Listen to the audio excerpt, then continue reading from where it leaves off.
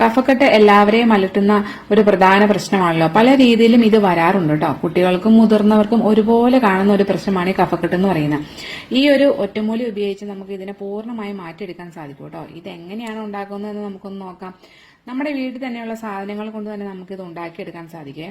ഒരു ചെറിയ കഷ്ണം ഇഞ്ചി എടുക്കണം കേട്ടോ. അതുപോലെ തന്നെ കുറച്ച് 4 അല്ലി വെളുത്തുള്ളി എടുക്കണം. ഒരു നാരങ്ങയും ഇത്രയും എടുത്ത് നന്നായി ഒന്ന് ക്ലീൻ ചെയ്തെടുക്കാം. ഇഞ്ചി ഒന്ന് ചെറിയ കഷ്ണങ്ങളായി അരിഞ്ഞെടുക്കണം കേട്ടോ. വെളുത്തുള്ളിയും അതുപോലെ തന്നെ ചെറിയ കഷ്ണങ്ങളായി ചെറിയ പീസായി കട്ട് ചെയ്തെടുക്കാം.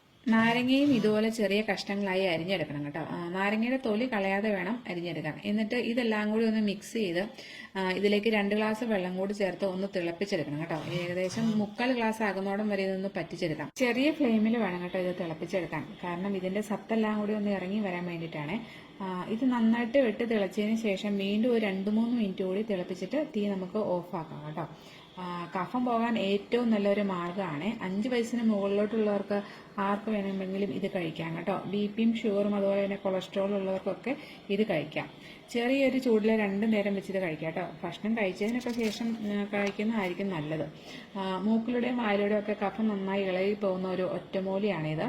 ഒരു 1/4 ഗ്ലാസ് വെച്ച് 2 നേരം ഇത് കുടിക്കാം കേട്ടോ. ഒരു 2-3 ദിവസമൊക്കെ ആകുമ്പോൾ കഫ ഇളകി പോകുന്നത് നമുക്ക് മനസ്സിലാക്കാൻ സാധിക്കും. എന്തായാലും നല്ലൊരു ഫലം നിങ്ങൾക്ക് ഉറപ്പായും കിട്ടും കേട്ടോ. ഈ ഒരു കൊച്ചു വീഡിയോ ഇഷ്ടമായെങ്കിൽ ഫോളോ ചെയ്യാനും ഷെയർ